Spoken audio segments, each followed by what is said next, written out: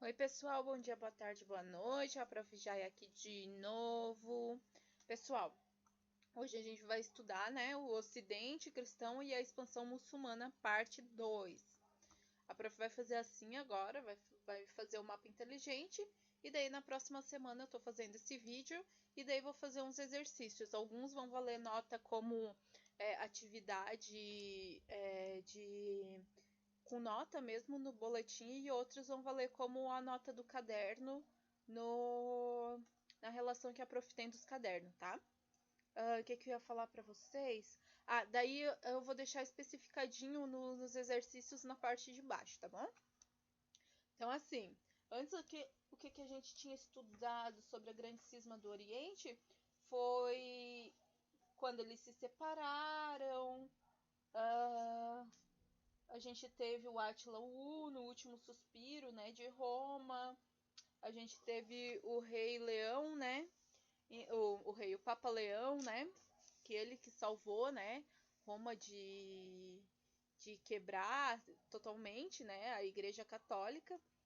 Então hoje a gente vai estudar mais sobre a renovação romana, né, o leste de Bizâncio. Então aqui, calma aí, assim. Como que tira essa desgraça? Aqui, ó. A parte ocidental do Império Romano foi menos afetada por invasões e se tornou potência no Mediterrâneo e seguia a herança grega asiática. Por essa razão, os aspectos religioso, arquitetônico, artístico e linguístico eram muito diferentes do Império Romano do Ocidente. Um exemplo disso era que o grego, não o latim, era a língua principal. Então aqui a gente já tem uma diferença, né?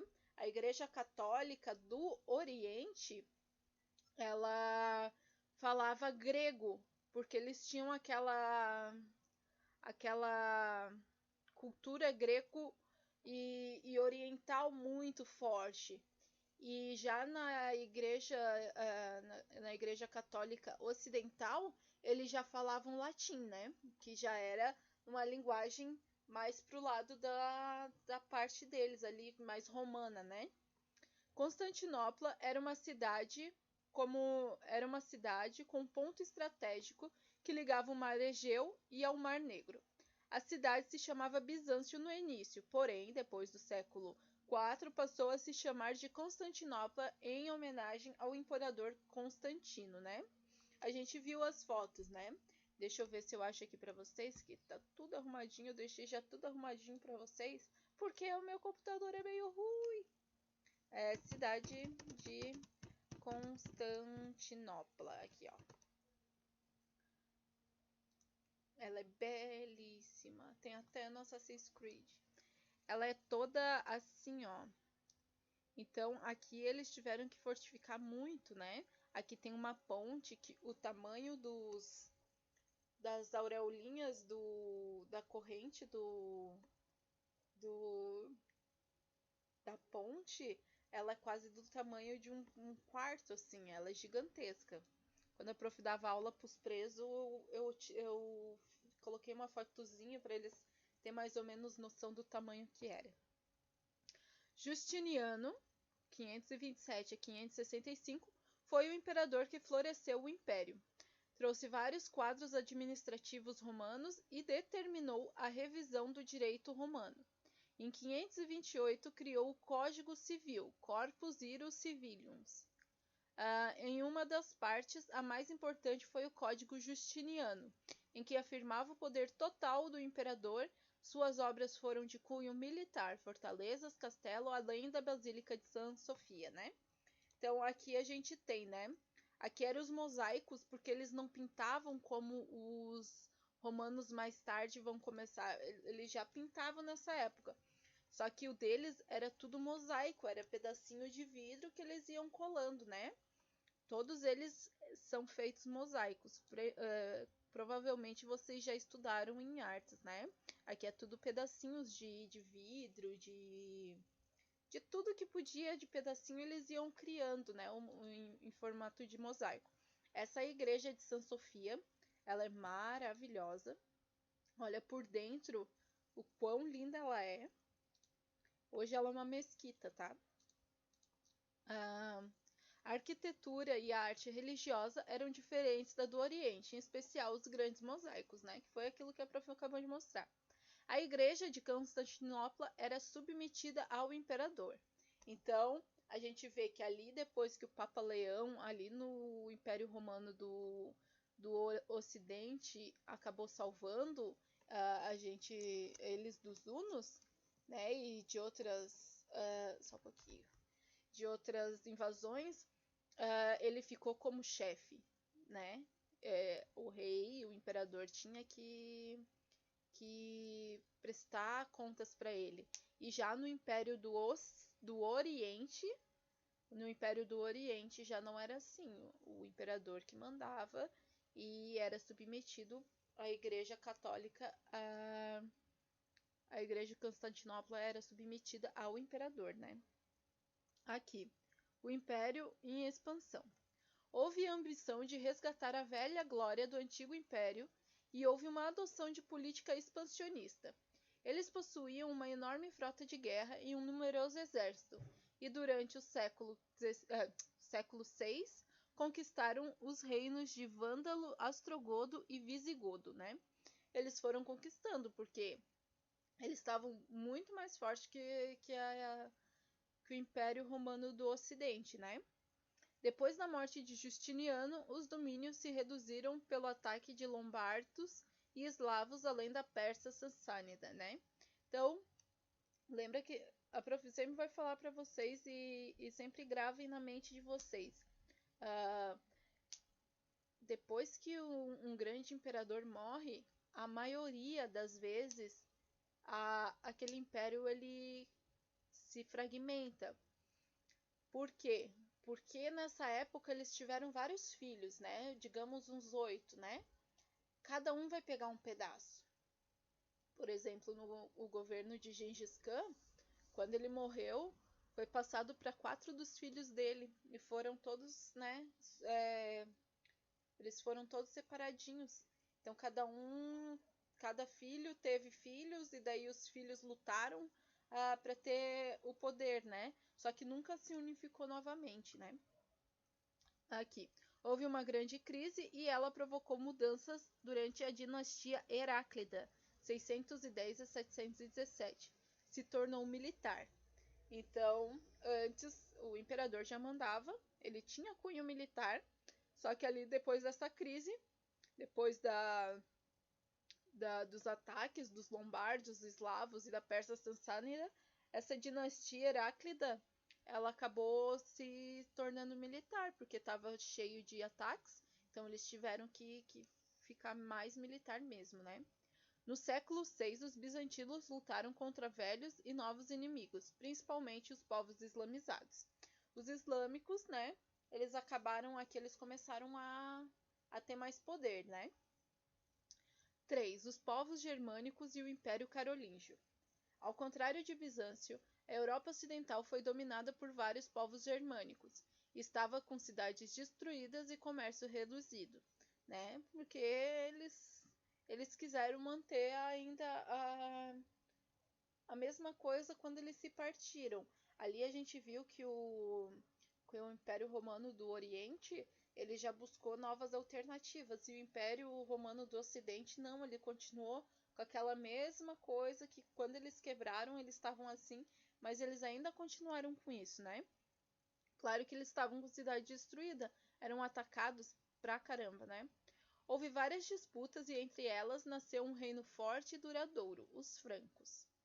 A primeira dinastia franca ficou conhecida como Merovingia, em uma homenagem a Meroveu, o primeiro rei franco, mas ele realmente subiu em 481 com o imperador Clovis. Durante as batalhas contra os alamanos e visigodos, Clovis, em 496, se converteu e batizou-se ao cristianismo, e Clovis acabou sendo considerado como segundo Constantino. Antes eles tinham o Clovis tinha uma religião e ali ele acabou passando pro cristianismo, né? Os francos eles eram, como que se chamam? Pagãos, né? Então era do reino pagão, né? Então ele acabou se submetendo a isso, né? Sob comando de Clovis, o reino franco ficou unificado. Foi fundada a monarquia cristã, o poder da Igreja de Roma.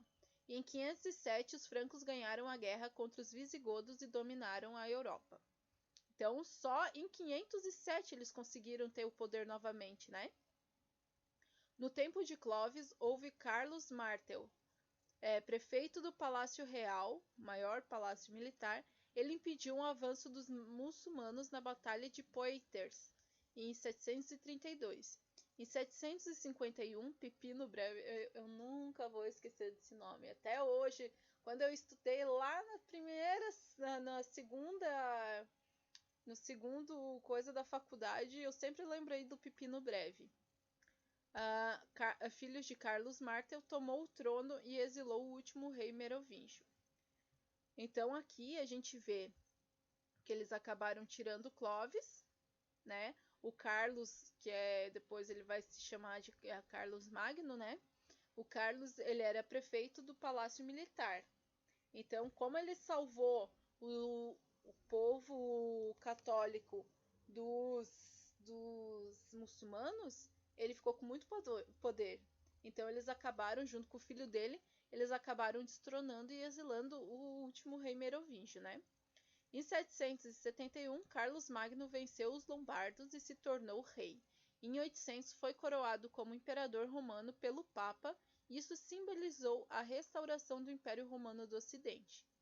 O Império Carolíngio, como ficou conhecido, se dividiu em condados, que eram governados por pessoas de confiança de Carlos Magno. Eram chamados por ele e todos os outros de viscondes. Os ducados eram os únicos territórios livres dos viscondes, onde podiam ter suas próprias leis. Duques, viscondes e marqueses recebiam terras como benefício. Assim criou-se o núcleo de nobreza medieval. O Império Carolíngio era um império agrário. Então, aqui a gente vê que o Carlos Magno, né? Ele inventou também a Carta Magna, que a gente vai ver mais pra frente. O Carlos Magno, ele trouxe como que eu posso dizer?